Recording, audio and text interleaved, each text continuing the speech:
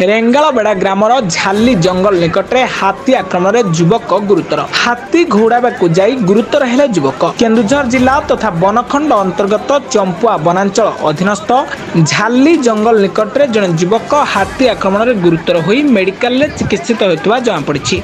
सूचना अनुसार रेंगालबेड़ा ग्राम को हाथी आसुवा देखि ग्रामर नकुल नायक हाथीर लांगुल धरी गौड़ावा चेष्टा करते फल उक्त हाथी आक्रमण करिबारु नकुल गुरुतर होते आंबुलांस जोगे केन्दुझर मेडिकल पठा बेले वन विभाग घटनास्थल पहुंची तदंत आरंभ कर सूचना रही।